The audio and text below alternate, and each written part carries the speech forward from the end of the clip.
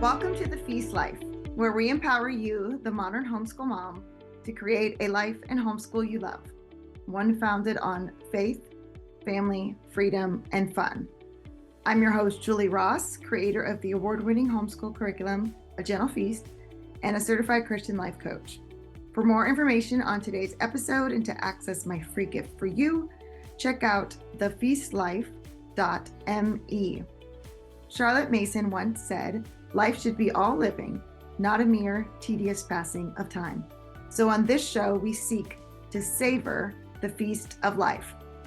Girl, grab your favorite beverage and pull up a chair. You are welcome at this table.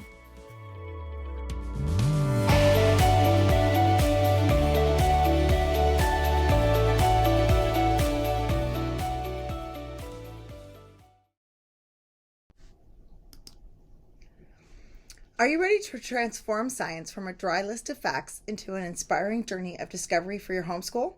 In today's episode of The Feast Life, I'm sitting down with Nicole Williams from Sabbath Homeschool to uncover how you can bring the wonder of a Charlotte Mason education into science lessons. We'll dive into the power of living books, hands-on experiments, and foster a sense of curiosity that lasts a lifetime. Whether you're worried about covering key concepts or preparing your kids for future academic success, this conversation is packed with practical tips and fresh perspectives. Let's make science come alive together. So grab a notebook and get ready to be inspired in today's episode.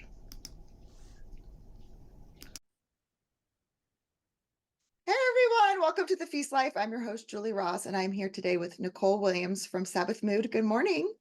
Hi there. Good morning. I'm so glad you're here. So today we're going to be diving into this topic that I feel can be apprehensive for a lot of homeschoolers, and that is the topic of science and how to approach this in a way that is life-giving, in a way that feeds not just your child with information, but feeds their heart, soul, and mind. And so you are the person I turn to for my curriculum, A Gentle Feast. I recommend people use your products because I think they're wonderful. So thank you so much for taking the time to come on and talk to us about this.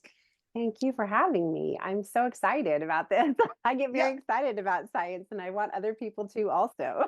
Yes, it's definitely contagious. We definitely feel that. So just to give people a little bit of background information, like how did you even get started like writing these science guides?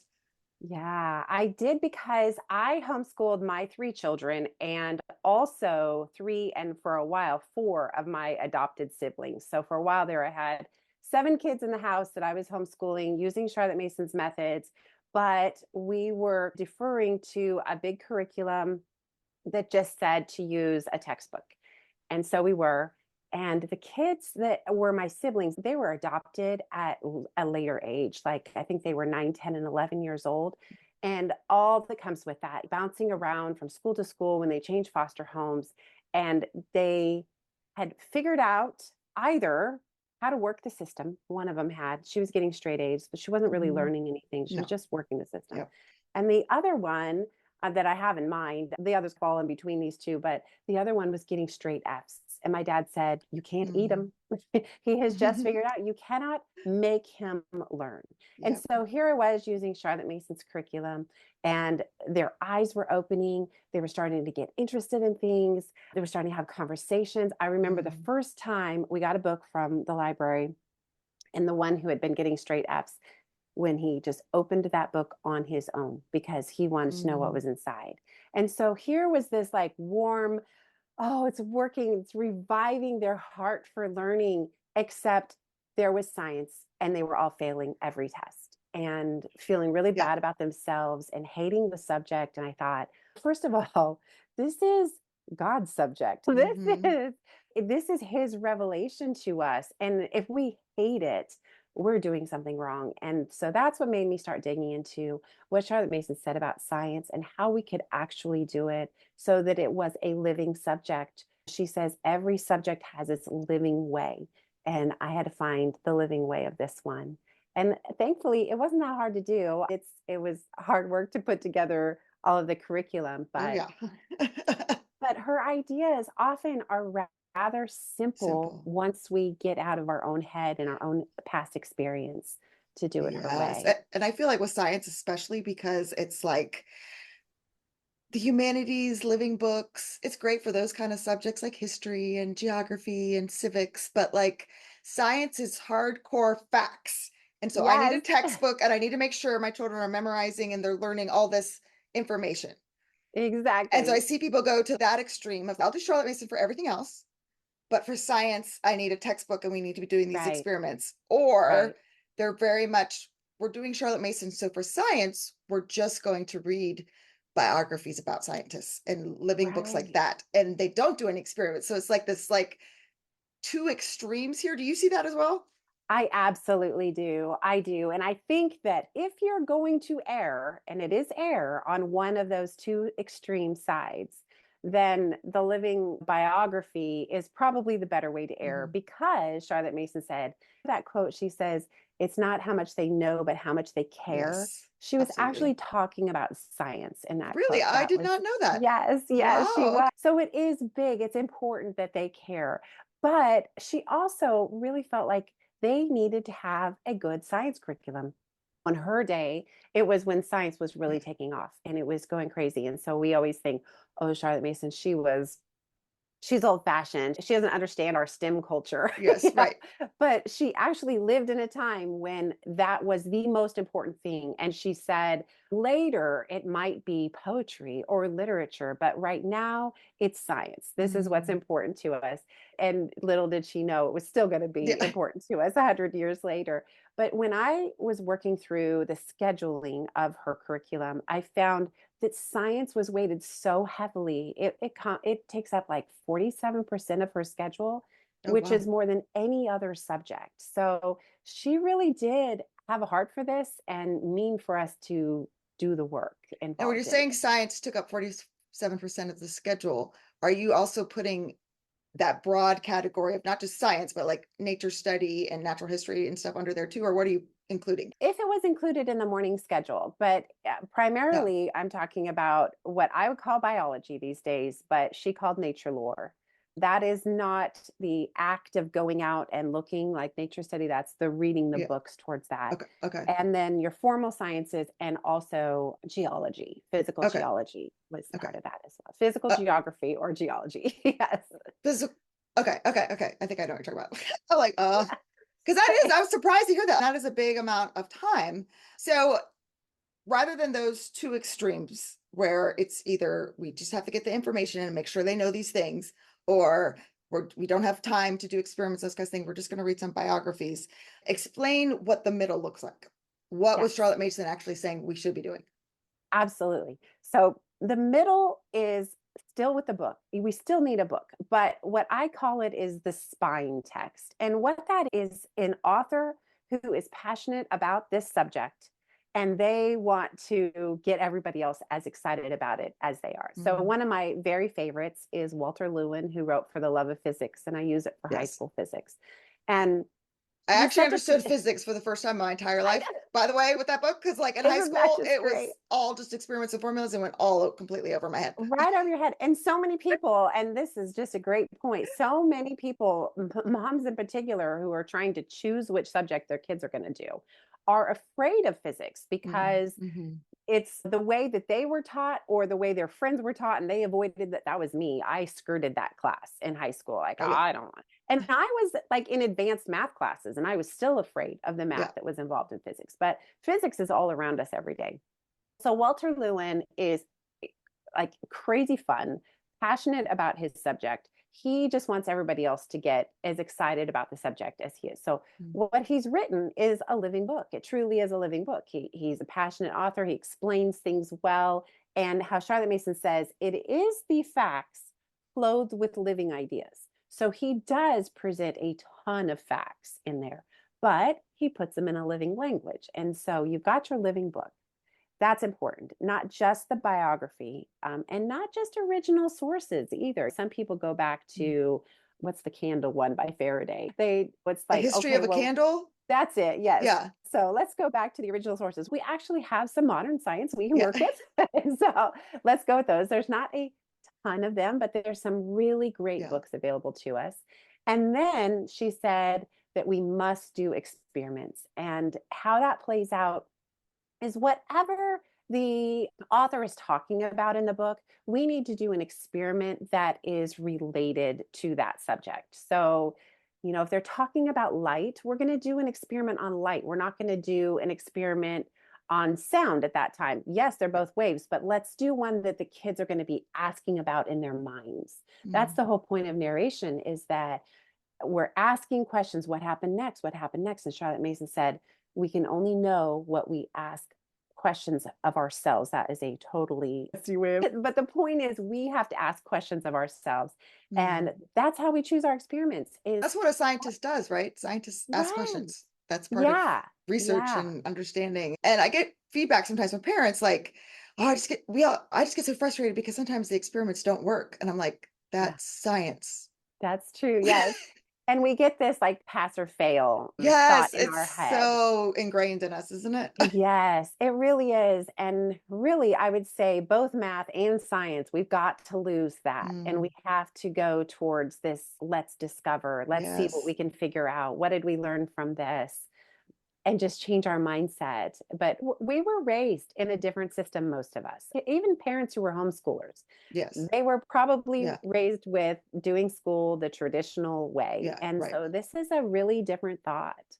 Yeah, yeah. And one of the other things I hear from parents is, okay, we're doing the spine text, we love it, we're doing the experiments, but I'm worried, how do I know my child's actually getting what they need to know?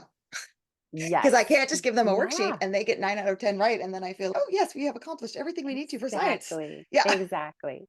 This is where our exams come in and our notebooks, our science notebooks. And so, what's happening, and this is with every subject, but science in Yeah. particular, I think of it like this process of information is coming in. It is clothed in living ideas, but there's still information coming in. And then the child does the work with that.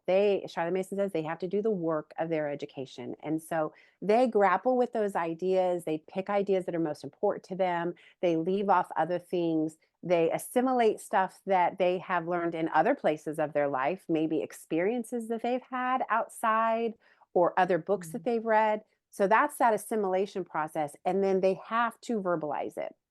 And there's science behind this too. It's like passing from one side of the brain, the kind of intake side, Mhm. and moving to the other side of the brain, which is the output side. And that crossing of the barrier, that middle section there, is what creates memory. So, this is how our Mhm. kids actually store the information. And so, we have to have them after every single lesson verbalize, say, or put on paper, but it has to come out of Mhm. them. Mhm. What did they learn? What did they take away from this? So we have that practice going after every single lesson. And then at the end of let me stop before I go to exams. When we start a new lesson, we're practicing again by saying, what did we read last time? And we're Mhm. pulling that forward. And that's just practice. And oh, can I get that? Can I recall that? Yes. And then at the end of the term, during the exams, we're asking them to pull it forward again. This recall is continuous through all of Mhm. it. And hopefully, at the end of the term, they can say quite a bit about what they learned about particular things. And what I hear from families whose child goes on to college is twofold. One, that even if science is not their subject, like they're going to go get a literature major or something like that, Yeah. they still love the subject. So, like, Yes. I heard from a parent recently whose son sent her a picture in his biology class through the microscope and just said, "Thank you for my science Oh, education." that's awesome. And so that's awesome. But then on the other side, I hear from parents that their kids can really enjoy the classes because they have enough of that core knowledge that they can really attach what that professor is saying to the things they know. They are adept at assimilating the information and then Mm-hmm. working with it. So a lot of them say that they narrate to themselves when they go to the Yes. next class or something. So we're teaching our kids how to do the work of their education, which is so valuable. I think what's so meaningful about this approach is it really develops like scientific thinking. So Yes. it's not so much like you're saying, like of the, can you recite the definition of a mitochondria or something, even though they Yes. will get Yes. that, that's important, but can they think scientifically and have that critical in-depth thinking? Because no matter what you do in life, that will carry you forward. But I do hear the common question of, what if my science child wants to go into a science field? Is going to be enough? I think Have you it's got that an question too? absolute, I do too. I get it. I get it on the regular. And I think that's such a great question because again, we're coming from where we've come from and right, you need AP science to get where you're going Yep. or whatever. But really you don't. One of my favorite resources on this, and I highly encourage people go listen to it, is Read Aloud Revival's episode. I think it's either 8 or 9 where Well, I'm she surprised you remember the number. I will go look it up and put in the I show know. notes. How's Okay. that? Yeah. Put that in there for sure. Cause I would really encourage people to listen to this. This was a college professor who went to a liberal arts high school and chastised her parents because there was no AP class at her high school. Mm. And there was not really any good lab equipment and stuff. And she was like, this is not going to work. And then I love this little part of the story. She throws it in there. And then she went to Harvard as a freshman. And I'm thinking, obviously, Yeah. something was working for her. Yeah, But right. she was in her first science classes, and she said that first week or two, those kids who had the AP science class, they knew enough that was like that skirted them upon. They had it. But she said after that first 2 weeks, they were equally sink or swim. Mm. The college classes moved so fast Yes. that really her liberal arts education was so much more beneficial to her. And she said that within a few weeks, kids were coming to her and asking her, how Mm. did you get an A on that lab? How did you Yeah. do that test so well? And what it was is that she knew how to do the work of her education. And she Yes. had some big ideas to work with that core field of knowledge in them. And so now she is a math professor, actually. So she Oh, that's didn't so end cool. up pursuing science, one of the STEM things. And I just love that. I think that we've got to keep in mind that one, our kids will change their mind. They will either become college science majors when we didn't expect it, or they will change and not be one when we Yep. thought we did. But I think the statistics are something like 50 something percent of our country works in a field that Mm. needs some kind of science, Yeah, I some could kind totally of see that. Yeah. anatomy or something. Especially medical stuff. Yeah.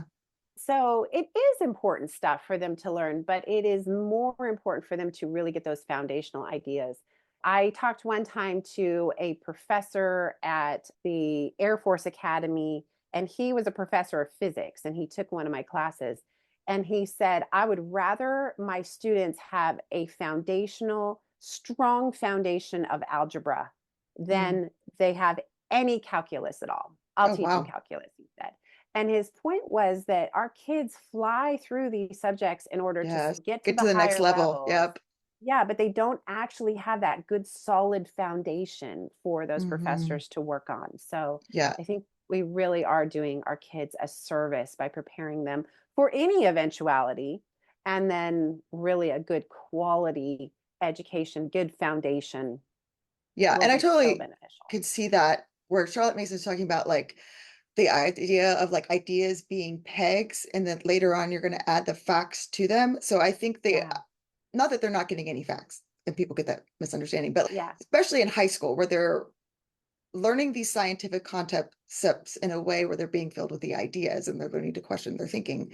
Then when they do get to college and they have more fact-based information, that they conceptually can attach it to an idea and it makes it last even more in their minds than like some of like you're Mhm. saying, like the AP kids that came out of traditional schools. I've learned to memorize stuff for a test, but I don't actually know how to process this stuff and understand it.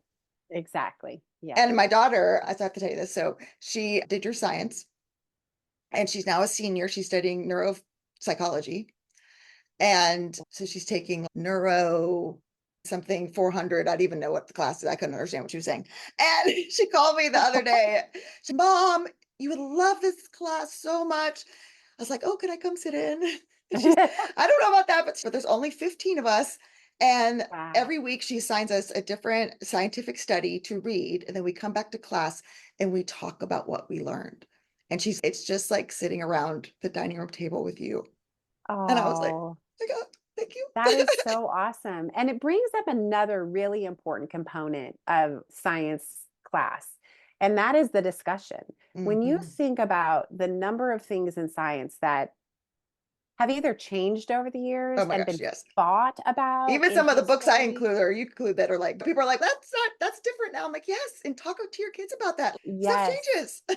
Yes, it absolutely does. And there's arguments about it, like people jailed because Yeah, they right. say, Or hey, killed. Yeah. actually, I think we move around the sun, Yeah. not the other way around. But you cannot read that stuff. And so that's where those biographies, that's a Yeah. great Yeah. thing for the kids to read because it does show them, they thought they knew what they were talking about. And Mhm.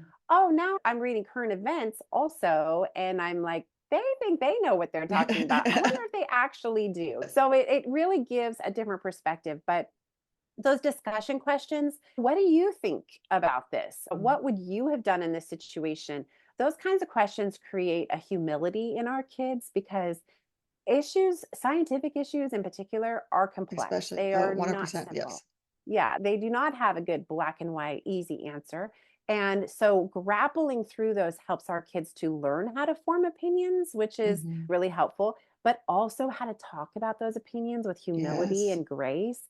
And don't we need more of that in Yeah. our world, Amen. Right now. Yes. Yeah. So in my guides, I try really hard to incorporate questions that are like big questions, no yes or no answers. Like, we really need to discuss this, and maybe we would think like this day, and in a couple years we're going to think differently. But also, I try to incorporate, like, from a Christian perspective, there's many Christians that don't think the same thing. There's Mhm. your old Yeah. earth Christians, your young earth Christians, and there's been total 6 Christian theories of the Mhm. origins of the earth. We need to be able to talk to other Christians. Today's episode is brought to you by A Gentle Feast. A Gentle Feast offers a complete living books curriculum, an award winning early reading program, and more tools to equip you to apply Charlotte Mason's timeless philosophy into your modern homeschool. Go to agentlefeast.com to check it out. Smooth and easy days are closer than you think. With Yes, grace and humility 100%. too. And Yep. yeah, those discussion questions are so valuable. And be able to not shy away from some books that might be different than what we are thinking. And I know you do a Yeah. great job of that in your curriculum of it kind of, and I get this question a lot. Are all your science books Christian worldview, or what Christian worldview does it have, or like that stuff like that? And I linked to a blog post, and I can put this in the show notes too, that you share just about the benefits that can come from reading some books that we would say are quote unquote secular, because in Charlotte Mason's mind, there is no separation between sacred and secular, Right. and this is God's world, this is God's subject. So can you explain a little bit about your approach with that and how parents can maybe think about it different? Yeah. So in Form 2, so Form 1 doesn't have any formal science, but Form 2, so grades 4 through 6, they start their formal science, but they're still elementary students. And so if a book is talking about something like Age of the Earth, something like that, I just skip it because I Mhm. think at this point that is for the family to Yeah, discuss, for right. them to have that talking.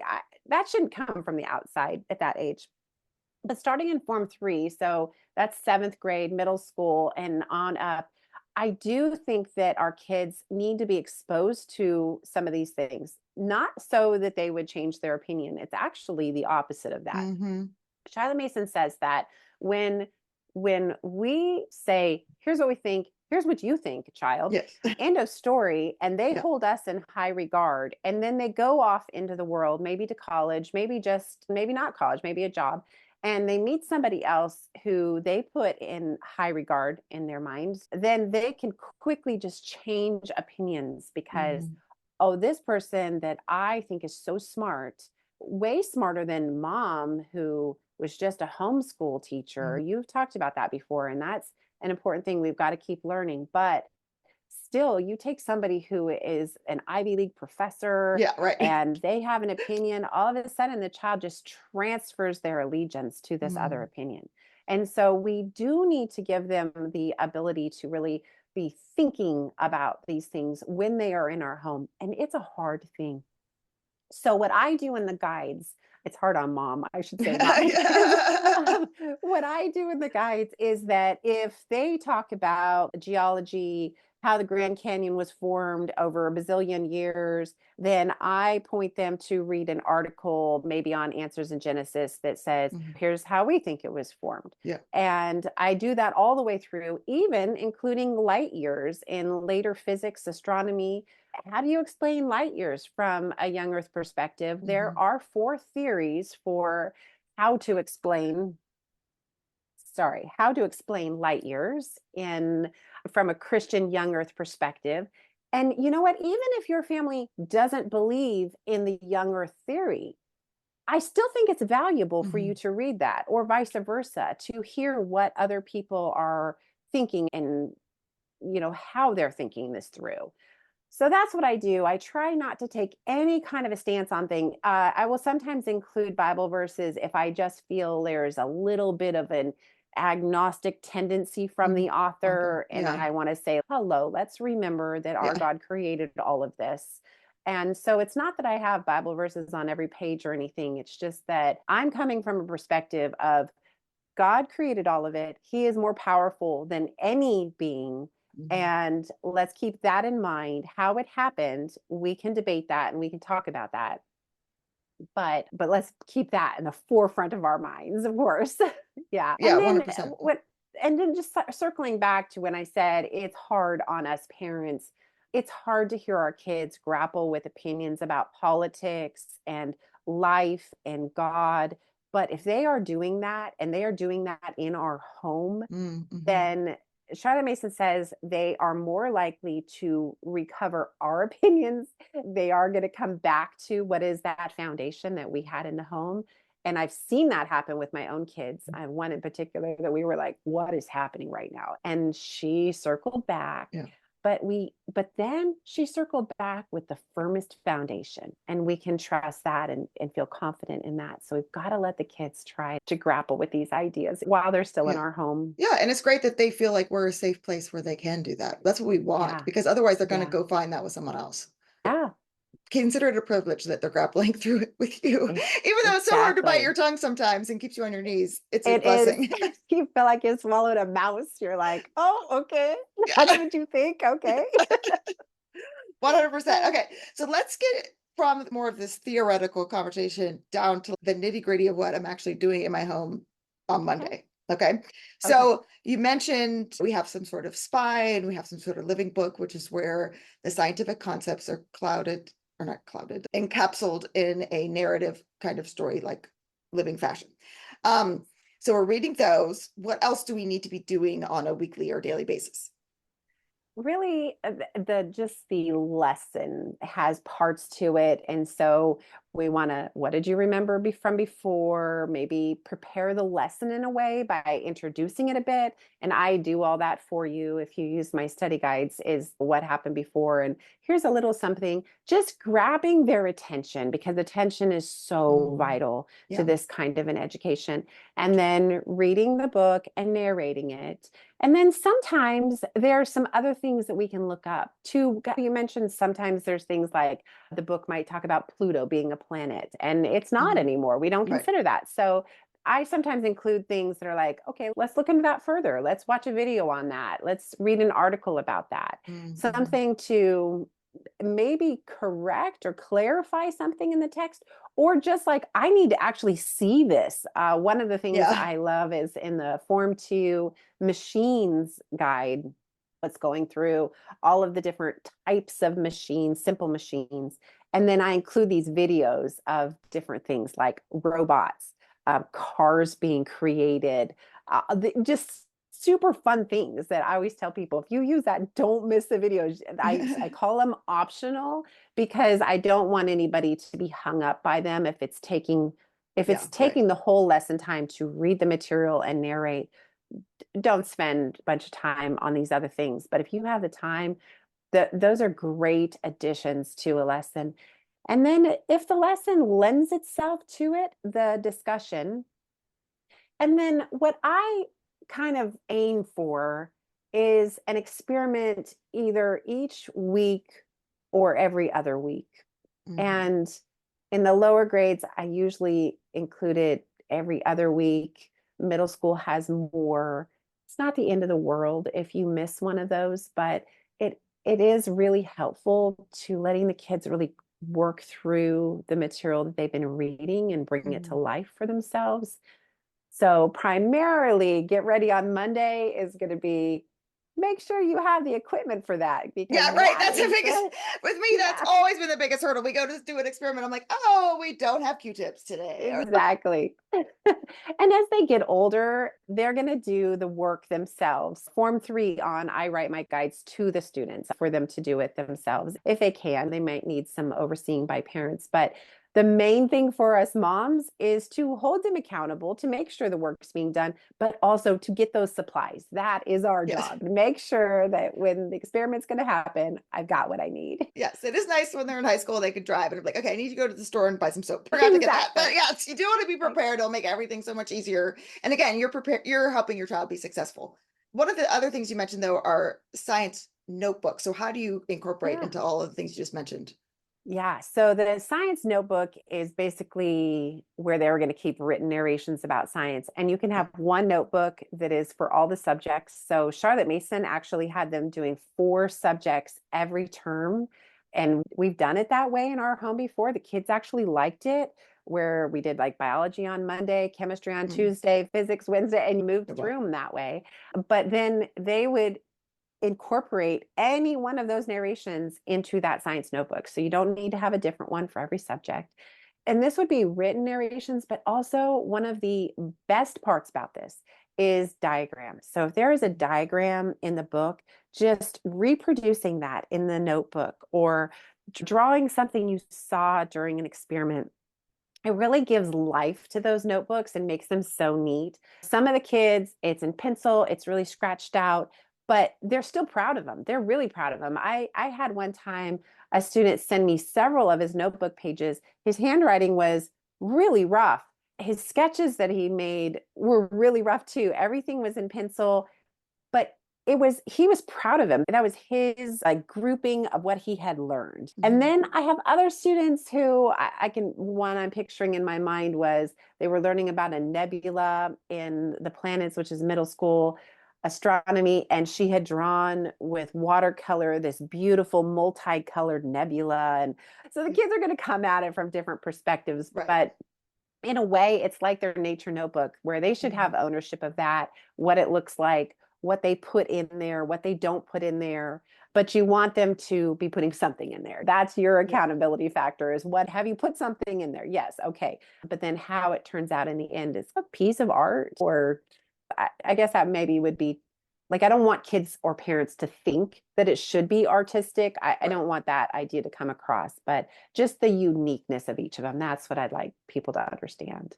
So Right. something I think that a hardbound sketchbook that's a 8.5 by 11, a larger size is really good for this. Excuse me. Sometimes we're looking for what about the lines? How do I write Yeah. neatly? My trick for that is just take a piece of binder paper and a ruler and a black permanent marker and make those lines on the binder paper dark. And then you slide it in behind that sketchbook paper and you can see it through the Mm. paper. That's And great. that way the student can be tidier in their writing and not Yeah. feel like they're being messy if that's important to them. Yeah.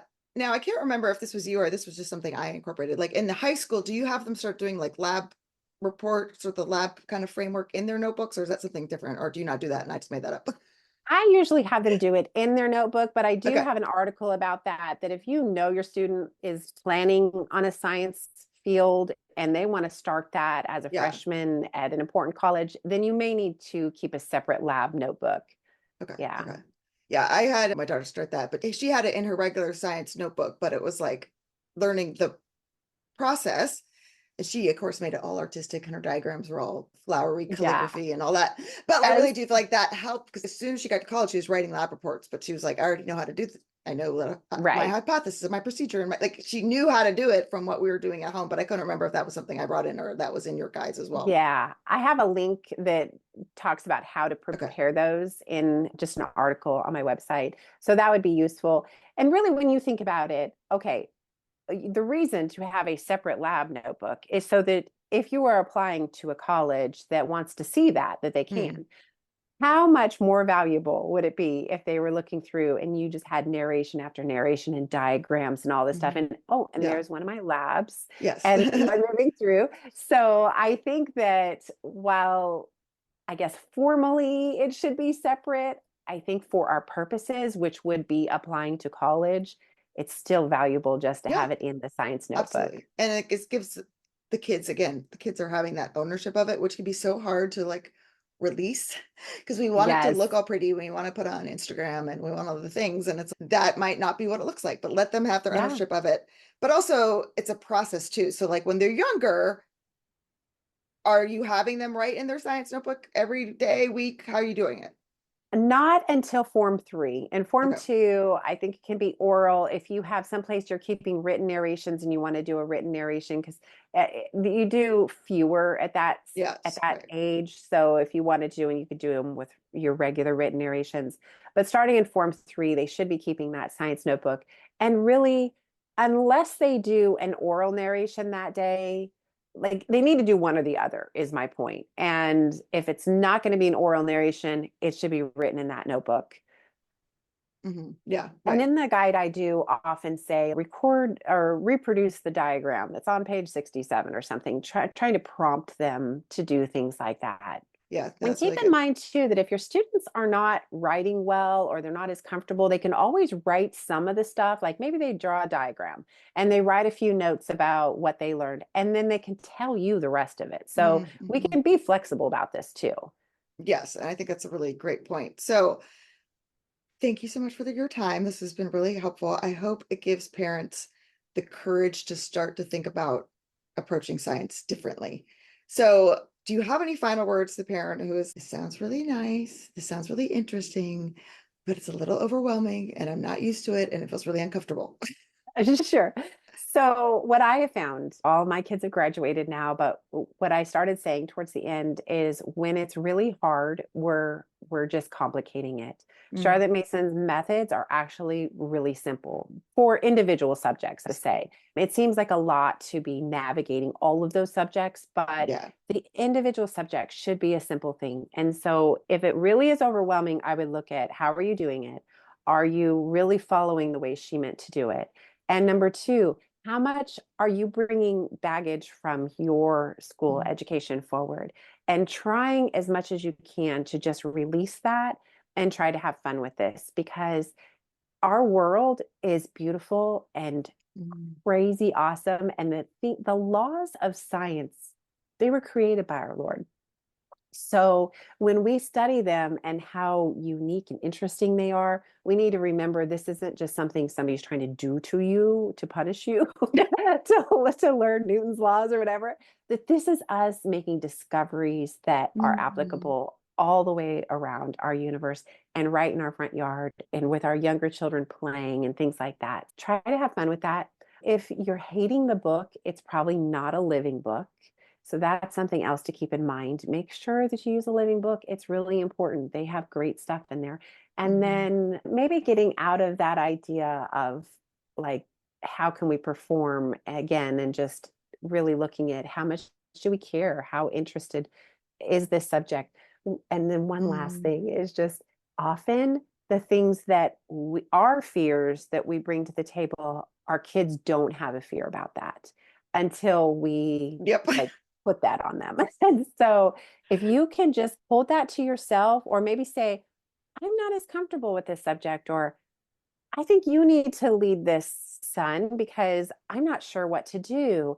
And just entering into that with our Mm, kids and letting them be interested for their own sake, because we don't know what things are going to take off in our kids' life. And so holding that back until you get the spark too as you go along, because usually that's what happens. If people start doing a living science curriculum, they're like, how do I make my kids? How do I get my kids? How do I force them forward? And I'm like, just hold off a minute, yes. read the book, do the thing, and see what happens. And usually what Mm. happens is the momentum is built just by that living book, and it takes off for all of you. It's more of an allowing than like a forcing. And Yes. what you said is so key, and I could totally see this in my own life. Like the baggage that we're bringing might not necessarily be something that our kids are struggling with. And I think a lot of us, like for me, I was like in these advanced science classes where it was like pressure.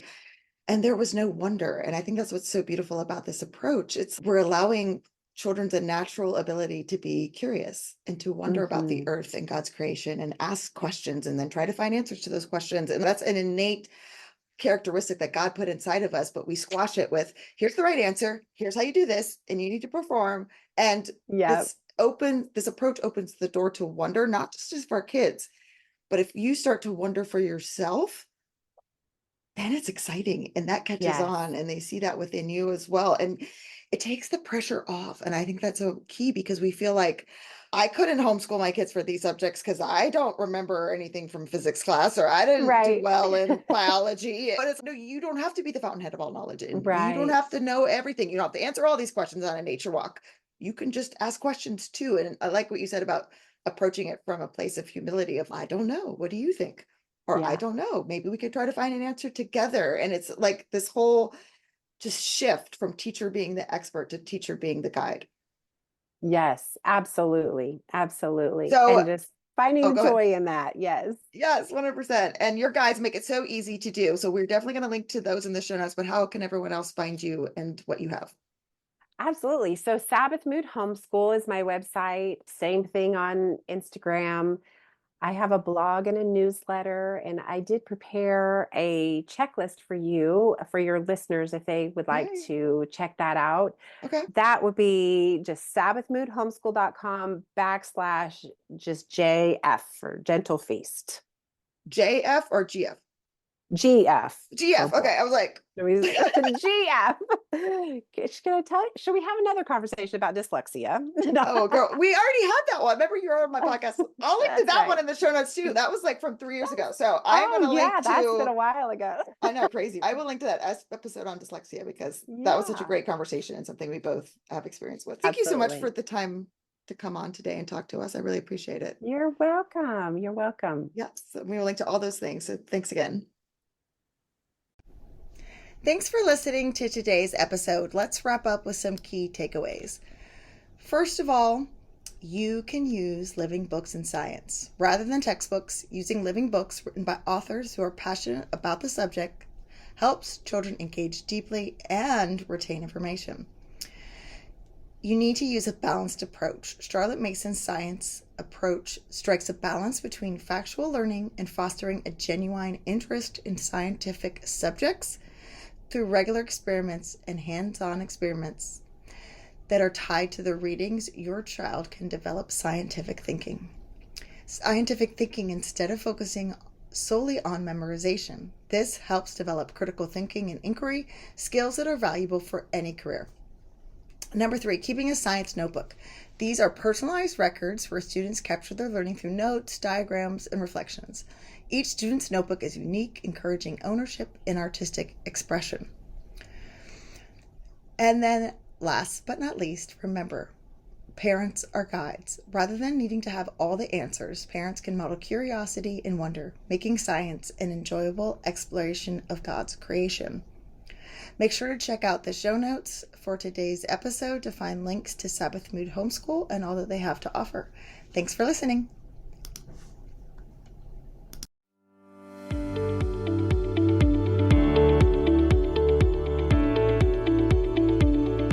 Hey there, Julie Ross here. I just wanted to say thank you for listening to today's episode.